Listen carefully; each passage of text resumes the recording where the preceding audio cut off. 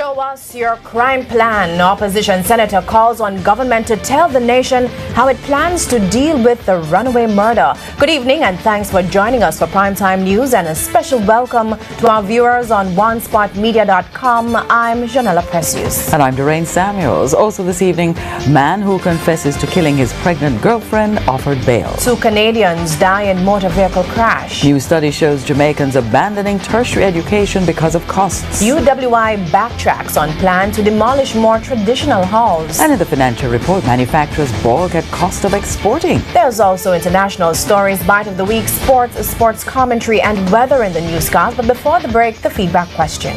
What is your reaction to the costs students must pay to live on new halls being built for the University of the West Indies? You can share comments online, facebook.com/televisionjamaica, and tweet us at televisionjam. Stay with us. Primetime News returns after this break.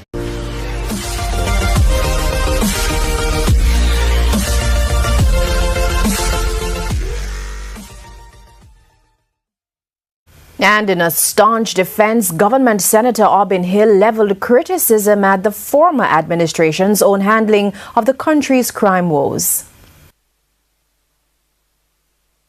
National Security Advisor was appointed, we're told, from the other side in December of 2016. But in January, February of 2017, early in February 3rd, in fact, you want an absolute, perfect, impeccable solution to crime when you were there for 4 years. Come on, give me a break. That is palpable hypocrisy. Mr. Hill further contends that the state of the nation is good and continues to improve. He then moved to assure the upper house that crime will be addressed under the Jamaica Labour Party administration. Their solution was to watch their Minister of National Security being robbed, and a robbery that has no solution. Shame, Mr. President.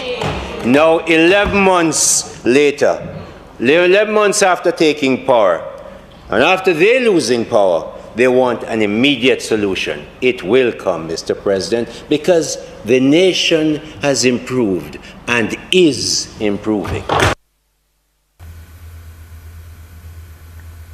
Philip Brown, the man accused of killing his former girlfriend and dumping her body at Crystal Towers on Old Hope Road in St. Andrew in December, has been offered bail.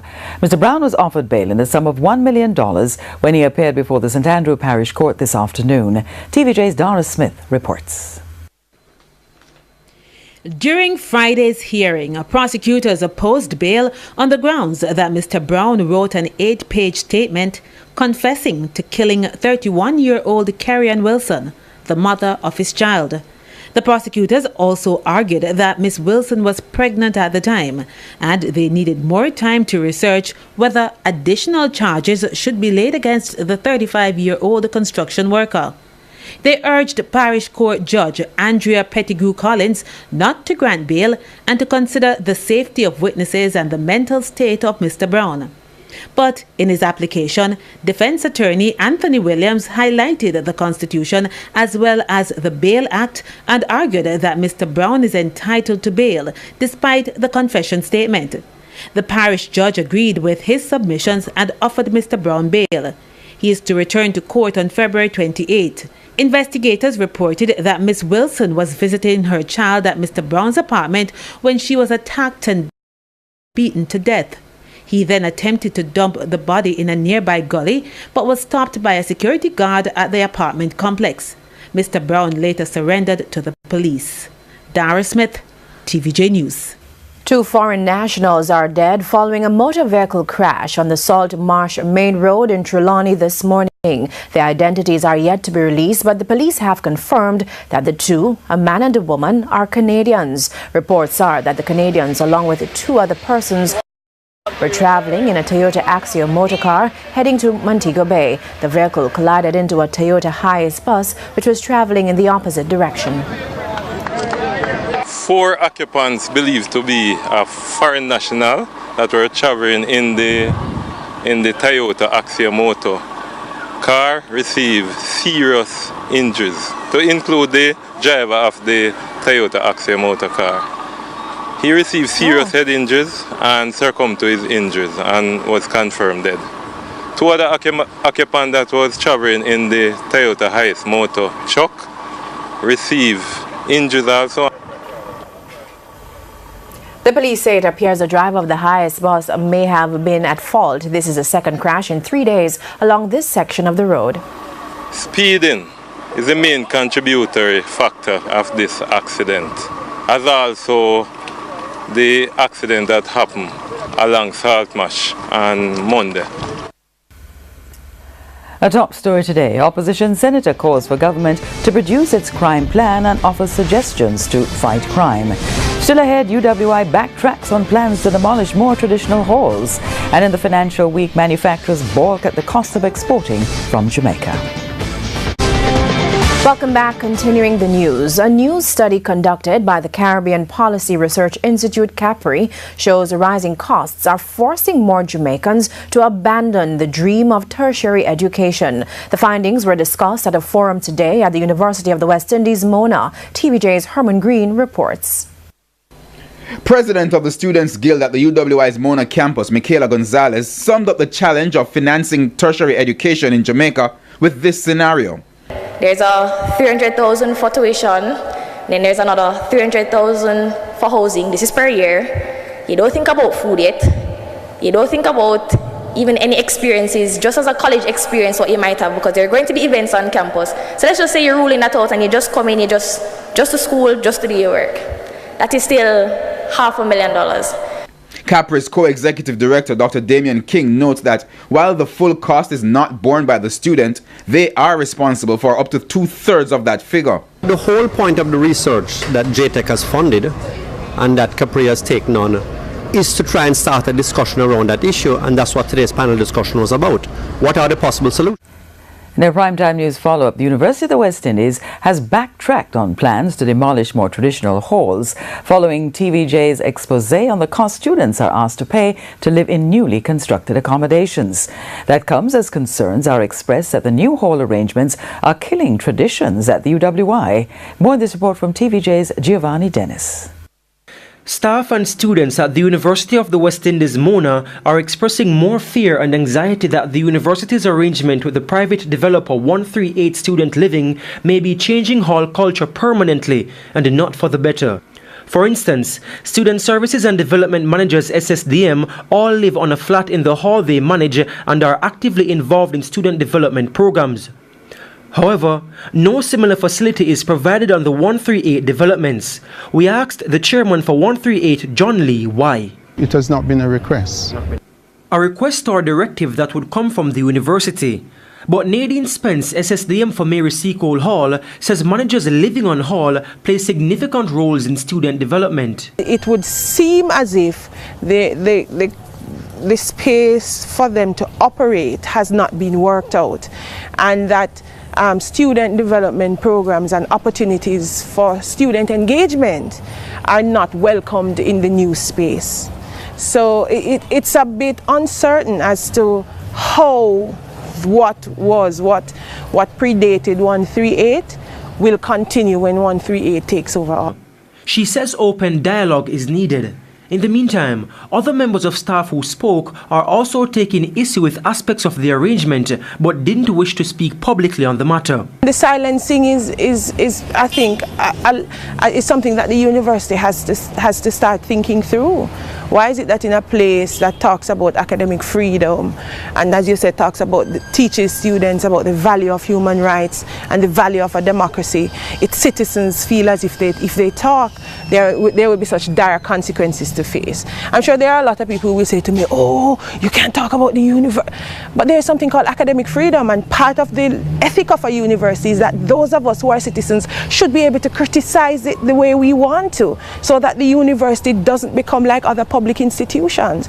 But speaking on RGR 94 FM's hotline with Emily Shields on Friday, UWIMONA's principal, Professor Archibald MacDonald, gave the assurance that there will be no repercussion for anyone who speaks out. Victimizing people is not in my makeup. Anybody who knows me will tell you that. It is not in my makeup. I have no interest in taking revenge about people, against people, or victimizing people.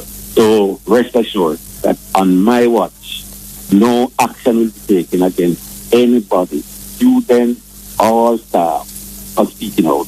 And after earlier this week saying this, we will attempt to rebuild Taylor Hall as well as Chancellor Hall. You know, there's a lot of sentimental reasons attached. Professor MacDonald countered that statement on Friday. This principle has no stand to demolish or to touch Chancellor Hall, Taylor Hall, and Seacole Hall. Giovanni Dennis, TVJ News. It is not a theological struggle, it is the practical thing to do. This from one pastor as church members share opposing views about what to do with their remains when they die. TVJ Shamela Mitchell reports. Kathy Cook is of the Anglican faith. She says when she dies, she wants her body to be cremated. I'm not particularly fond of a lot of the death rituals that we have, this storage of body and this long period of mourning. I believe that at my death it should just go very, very quickly, very clean and very quiet. But this man does not share her view. I think it's who you burn, not human being. I think you come from the clay, so you're supposed to go back to the clay. That is the way God make you. Reverend Oscar Carlyle is the pastor at Webster Memorial Church. He says everyone has the right to decide what they want to happen to their bodies when they die, arguing that the Bible does not speak against cremation. Reverend Carlyle said cremation started 20,000 years ago. This is a columbarium at the Webster Memorial Church in St. Andrew. Over 200 urns have been placed here since it was set up some 20 years ago. Bodies eventually rot. Bodies eventually become dust. There are persons who are lost out at sea. Some have become food for sharks. And so resurrection, though bodily, is really the remit and purview of Almighty God, who can resurrect a person whether from ashes, from dust, or from the belly of sharks long dead. Reverend Carlyle says when costs are factored, cremation is a practical way to dispose of a body.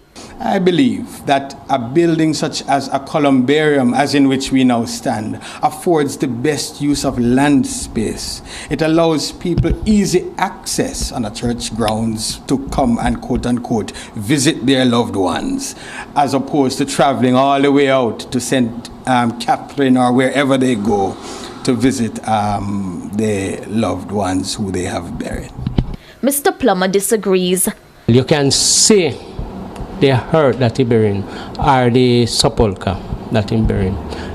But when he into the columbarium, then you can see a little thin that them space, the ashes into. But therefore you can say, oh, that's just ashes. But when they bury him, the bone is still there. Shamela Mitchell, TVJ News. The police have arrested and charged 2 men with simple larceny after they were found with rolls of copper cable belonging to the telecommunications company Flow. The cables are said to value in the region of $3 million. The police found the cables after stopping and searching a Probox motorcar in the vicinity of the Riverton City in St. Andrew. Several bags containing copper wiring and wire insulators was seen in this vehicle. The men were unable to give account of their possession, and so they were taken with the assistance of a team from the St. Andrew South Division to the Duane Park police station. The cables were said to be stolen from St. Catherine, where it is believed the men live. The St. Catharines South Police are reporting a decline in criminal activities in the division, especially in hotspots like Gregory Park. The cops on Thursday were in the community to meet and talk with residents. TVJ's Dara Smith reports. Not the usual picture painted by some residents of those charged to serve and protect. But on Thursday, the cops were in the gate with the residents. And those who came out were happy for the presence of the cops. I'm very feeling good when the police are passed through. you know, see, as a citizen. I mean, I have no problem with police patrol. He's not a wanted man. He and other residents have welcomed the police's presence because the area has been tense for the past 2 months. Recent media reports indicated that some 40 individuals in the area were marked for death. And with that, many opted to stay indoors to protect themselves. We're up on a double watch. Why No, because a lot of things that take place. So we have to fear of our life at times. The police say that was then, and now things have changed. We had some trouble in the community for the past 2 months. However, there are some improvement based on the feedback from the citizens. We're not picking up that kind of tension as it is now because the police responded to that and also reassured the citizens. Because there are some things that are, exaggerated. However, we take keen note of that and our responsibility as officers to reassure our citizens. We came into the space, we did a similar walkthrough, meet and greet, talk to them, reassure them. And I've been having some peace in the space since then. So the deputy superintendent is reporting that there have been no major incidents since then because the cops are trying to be proactive and not reactive. We feel very safe, boss. I'm not growing here as a businessman. I feel safe. I like to see this every day. Police in a Gregor Park. You understand? I feel safe, boss. Because right now, you know, see a big look you them out there going right now. I'm not growing here. Don't get so kind of peaceful and nice still, but you see the youth them on the front. I beat them need for cool down. Hold them pace, because the youth them now on the golf now going with nothing. You understand? Buy the youth them a buy 2 bike and I live it up. Some of that wish the youth them on the front do the same. And while they do that, the police are now urging residents to break the culture of silence which tends to shield the criminals. Neil Boss, in the meantime, has an advice for those involved in criminal activities. Peace, me not growing here, the youth them stop pray gun dog, rust the iron, stop pray that daddy. Pray some money if you can buy a bike or some baggy. You understand? Pray if you go throw some clothes somewhere downtown and sell and try. Happy life, buy 2 goat or 2 egg and go do farming. Dara Smith, TVJ News. Health Minister Dr. Christopher Tufton says the government is considering legislation to fine people who fail to take steps to control mosquitoes around their property. Dr. Tufton made the disclosure recently. In a number of jurisdictions, because of the danger of that vector, laws exist to encourage, if you want to call it force, citizens to take responsibility, where persons can actually be ticketed for harboring mosquito breeding sites in and around their particular areas of responsibility, their home. The long-standing problem of flooding in Santa Cruz, St. Elizabeth has finally been addressed, with drainage work almost complete. Krista Campbell has the details. A temporary inconvenience to fix a long-standing problem. St. Elizabeth residents say they are pleased that after years of enduring flooding in Santa Cruz, the drainage system is finally getting some needed attention. The drain what they put there is the best thing I ever see for Santa Cruz, because when the rain falls, you cannot walk in the road, now even on the sidewalk, because all the water flood out the place. When rain fall, I see little children and they believe me had grief, if them jump, they might go dead. And I saw rain fall Monday and they got taking a lot. So it helps. S&G Limited has been contracted to fix the drainage system and says its work is almost complete and it has already been put to the test. We have cleared the drain and we have put in a bigger culvert that will take the water from Coke Drive, from the intersection, taking it into the main drain. Yesterday we had some heavy rains and we saw where the intersection was quite dry, so that the culvert and the U-drain is working very efficiently. Northeast St. Elizabeth MP Evan Redmond says he's pleased that a major campaign promise to address the flooding in Santa Cruz is being realized. He notes that the new drainage system will not remove all the water from the roadway whenever it rains, but it will stop the town from flooding. In the meantime, he says the stretch of road from La Covia to Gutters will be resurfaced as soon as work on the drainage in Santa Cruz is complete. And other works are in the pipeline. The section that between Grossman and Pepper is going to take a much longer time, as NWC will be doing some pipeline work there and it does not spell sense for us to go resurface and then NWC come and dig it up shortly after. So we are awaiting the completion of the work by NWC before we can resurface that section of the road. The corner or the bottom traffic light, which takes you onto the Santa Cruz bypass, was posing a major challenge to the truckers, and I'm widening that corner so that they will have free access to use the bypass and reduce the amount of heavy vehicles that comes through the town of Santa Cruz on a daily basis. Krista Campbell, TVJ News. Before the break, it's time for our feedback responses, and Janetta is at the smart board. Thank you very much, Doreen. Tonight we've been asking this question: what is your reaction to the cost students must pay to live on new halls being built for the University of the West Indies? Cecilia Parker says it shows that to be able to get a proper education, which is the key to success, is becoming more difficult. People go to university and colleges to get an education, then to get a job and to get money, and eventually try to build a life. We don't have it. Vicky Grahal says you're already charging these kids an arm and a leg for education, and when they graduate, they end up a sell in a wholesale. Government needs to start doing something to uplift these children. You can't dig out them eye every step of the way. We have another one here from Chalicia White who says it is ridiculous. I'm not attending UWI and it has stressed me. A final one here from Cutie Roy who says, well, you see, the universities are made for the rich and wealthy, not the poor. The Financial Week, our Bite of the Week, and international stories are all after the break. Please stay with us.